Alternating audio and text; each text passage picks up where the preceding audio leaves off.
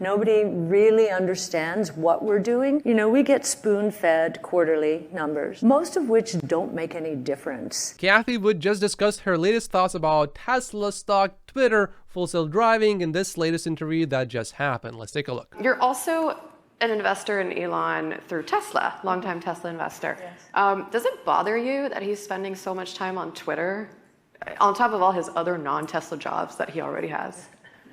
I think he surrounded himself by brilliant people at Tesla and at SpaceX and his other companies. I think he's our Renaissance man. He is the inventor of our age. And he's got an enormous capacity to take on new projects. I do think Tesla, the most important project, and we think it's the most impactful AI project out there at Tesla, the autonomous project. I don't know if you, many of you probably do have Teslas. Many people in the investment community clearly don't, because they don't understand what this last software upgrade did for full self-driving. I mean, I think they're almost there. This is a zero human input drive, although the car does a few silly things, nothing that actually threatens your safety. I have gotten more bullish on full self-driving after I got my own full self-driving beta, because when you look at other people's videos, you just don't know how many drives were deleted, how many mistakes does it actually make. It gives you a sense of sort of where it's going, and clearly it has gotten better, no doubt about it. But you just don't know for sure how much better is it. And almost none of the Wall Street analysts have Teslas with full self-driving beta on. And that gives us a huge advantage as retail Tesla stock investors, because we take our cars for a ride after every update and we see the amazing progress that you can't really tell from videos, because at the back of your mind you're always thinking, could this possibly be rigged? But the moment you experience it yourself and you experience the improvements after each version, you quickly understand, yeah, this is going to be inevitable. He's almost there, you know. We needed him to push and get us there, just like we needed him to push on the EV side and get us there. But he's almost there, and I do think he has time to devote to Twitter. And I think, you know what? If he's happy, I'm happy. You know, he's excited. I'm not quite sure if we are really almost there, but from what I see, I would say the latest that Tesla would solve full self-driving is going to be before 2030 ends, and hopefully that happens much, much sooner. That would be great. I think it's easy to predict that it is going to happen, but just to put the exact time on it, I think that's where we as human beings are pretty bad. I'm going to ask you about Autopilot in a second, but you mentioned that he surrounds himself with really smart people at his other companies. He hasn't gotten a CEO for Twitter yet. Like, do you expect him to? Do you want him to? I think he wanted to clean house first and become more transparent, certainly make the algorithms more transparent and help people understand, you know, what is allowed and not allowed, as opposed to, you know, random censoring. So I think he's on a mission there, and I think it's a good mission. To me, the community notes is the single best feature on Twitter right now. And the reason why it's so good is probably here. If people who typically disagree in the ratings agree that a given note is helpful, it's probably a good indicator the note is helpful to people from different points of view. For example, you go on Twitter and you see this crazy video of a bullet train going super fast, only to find out that this video has been sped up. And then there's a link to the original video here. Nowhere near as impressive, right? Then you go vote, let's say yes, and then cites high quality sources. Yeah, pretty high quality, easy to understand, directly addresses the tweet's claim, provides important context, neutral or unbiased language. And the important part is, if before, for example, I rated a note that is, let's say, somewhat helpful or not helpful, but you rated that same note as very helpful, if we now both rate this note as helpful, this note will more likely appear to other people more often, because we disagreed with each other, but we agree on this one. And that is how you prevent these thought bubbles from forming. There's also a limit of how many community notes you can actually write, and that depends on how helpful your previous community notes were rated. The more helpful they were rated before, the more notes you can write. So if suddenly you start lying, you won't be able to write community notes anymore. At least definitely not as many. And for that note to be shown, it has to be rated as helpful. So CEO coming eventually? You know, he says he wants to bring in a CEO, and I think he really loves bringing the physical and the digital world together. This is less that, however exciting it may be, but yeah, I think that he will bring in a CEO. I agree it's happening eventually, but I don't think it's happening this year yet. So back to Autopilot. So I know the TSA regulators are investigating Autopilot. Possibility could be even taking it off the road, doing a recall. As an investor, does that concern you? I mean, Autopilot is basically the Tesla promise. It's the magic. It's the vision. How monumentally bad would that be? Are you concerned? No, we're not. I'm not concerned either. I will explain in a moment. The updated Tesla model, which has gotten some publicity, the target price for 2027 now is $2,400, and we're at $170. And most of that, a good part of that, is Autopilot.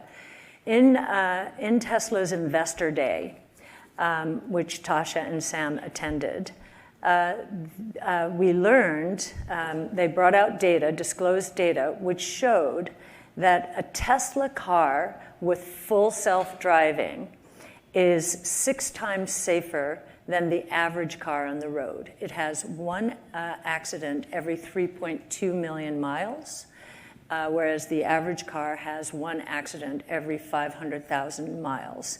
If you were to compare the new Tesla FSD with those the ones that didn't have that or don't have that capability, it's 6 times safer than the average car, 5 times safer than the old Tesla cars. And the next time Tesla publishes its data is going to be the most important piece of data, because then it will show everyone, not just people who were not allowed to use full self-driving before because of a low safety score. By then, the data will have come from all sorts of people with various safety scores, good and bad, and that will dismantle the argument from Tesla bears saying, oh yeah, the numbers look good because most of the miles in Tesla statistics come from people with good safety scores who, of course, would get into accidents less often. But if you drive on full self-driving beta, you know that overall it's actually safer to drive with it than without it, because sometimes it just tells you, oh, look, there's a car on that side you didn't really see, but I slowed down before you actually even noticed that car. That has happened to me a few times.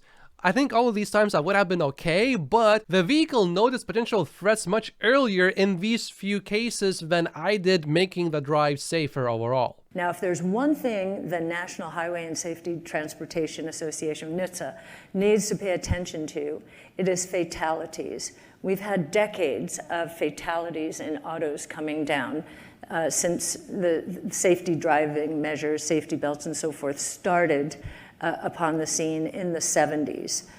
It went down practically, I'm not sure where the peak was, but it was at least double where it is now.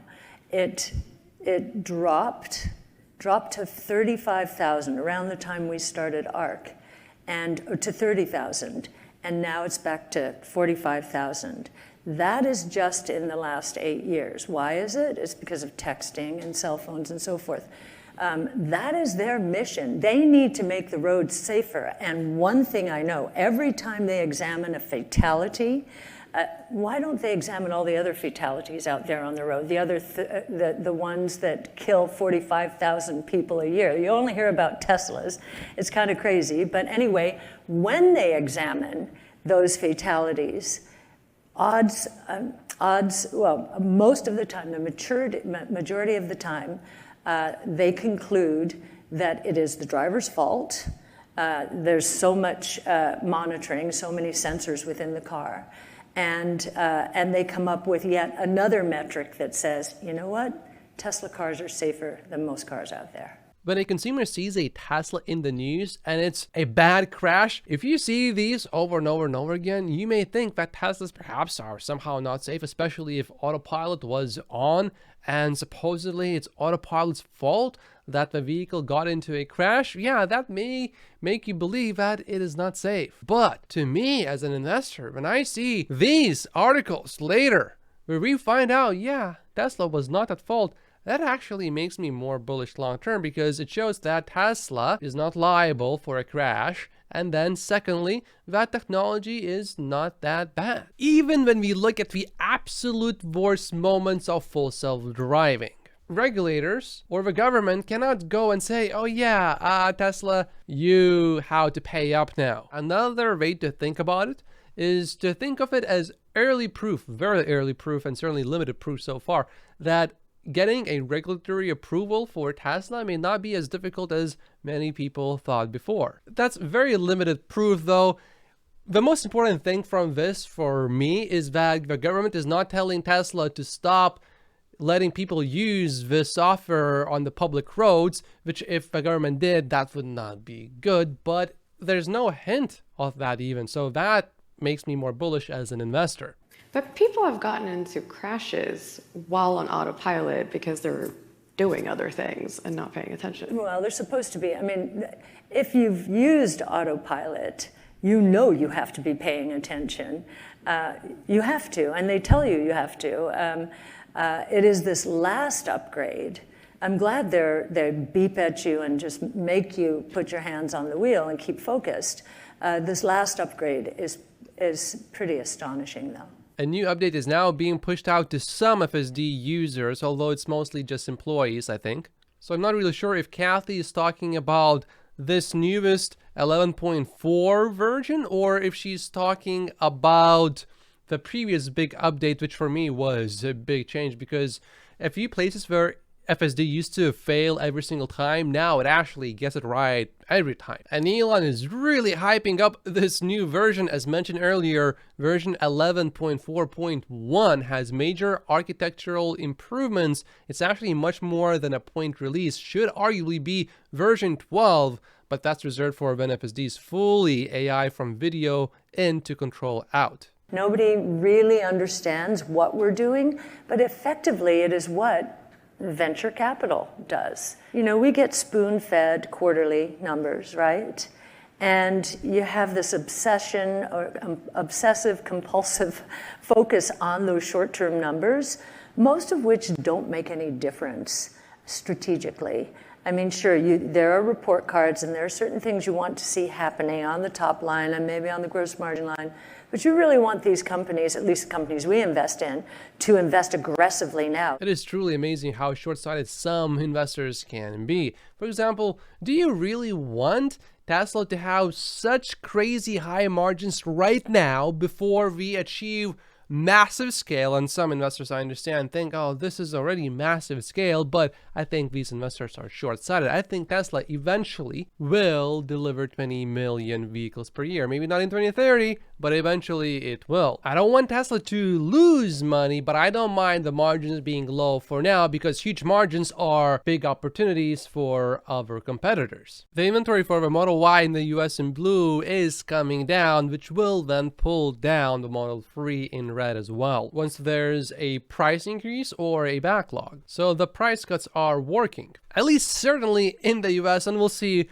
how it goes in China and Europe later this year as well. And price cuts are really good at creating huge inventories for our competitors. For example, Ford Mach-E, according to Car Edge, now has 154 days of supply in the US dealerships as of today. Obviously, the inventory increased because production also doubled, maybe tripled, quadrupled. I mean, Ford is not making that many Mach-Es, so it's easy to increase production. But no, it actually declined by 60% in a quarter. So until Tesla gets to about at least 10 million vehicles per year, my preference is for Tesla to have slightly lower margins and to reinvest that money into growth and cut prices, therefore devastating all of the competition. And once we get to that mass scale then we can focus on profits. But right now, let's focus on growth primarily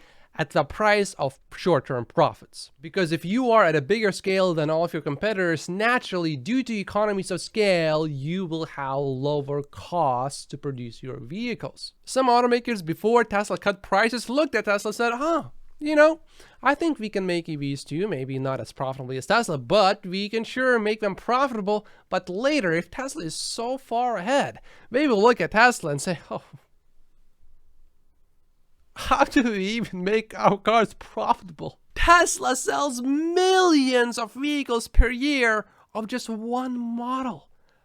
How do we do that? They have such economies of scale, we will never even get to 1 million vehicles per model. Once Tesla is there, then I want Tesla to really optimize for profits heavily, but not until then. If profits come, I will welcome them, but let's make sure that we are growing fast. And ideally, strangling the competition at the same time. I know that you invested through your venture fund into the Elon Musk-owned Twitter. Yes. How do you think he's doing running the company so far? You know, it's very interesting. We knew, and we got in at that, the then price. We're looking to buy more Twitter here, you know. So you like how he's doing? We are so excited by what he's doing.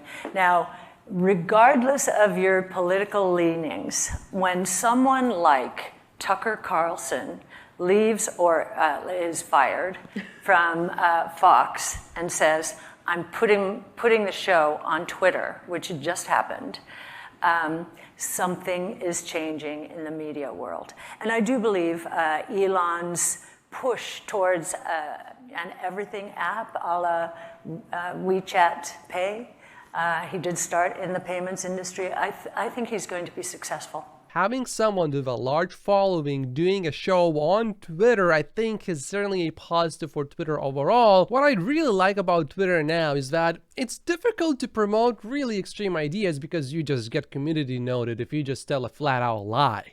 So I think even if it attracts people that are, let's say, on a more political extreme one way or the other, I think overall it will actually make everything go closer to the middle, whichever side the person is coming from, right or left. Either way, more people coming to Twitter means Twitter is going to make more money, which means Elon is more likely to hire a CEO for Twitter because he can afford to do that.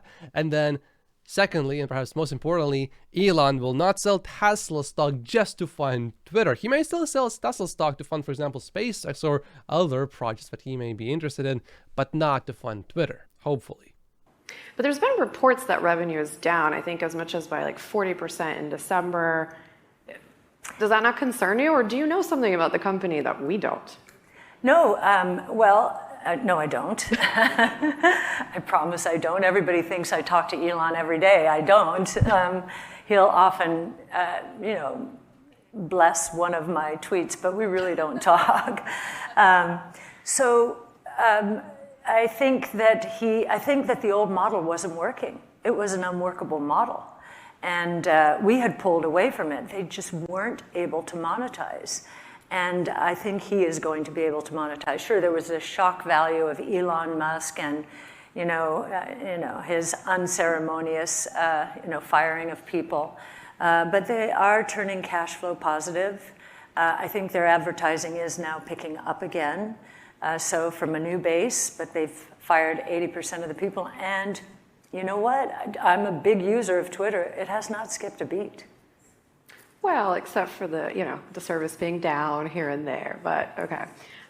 Okay, so your theory is that it's going to get worse before it gets better, and it's going to get better. Oh, I think it will get better. After all, it's Elon Musk, and with less revenue, Twitter is not going to be losing money, which is really the best part, and it should be making money relatively soon. And this video explains why Tesla board members are now buying more Tesla stock. My name is Matt. Post, just like and subscribe if you haven't yet, and I will see you in the next video. Thank you so much for watching.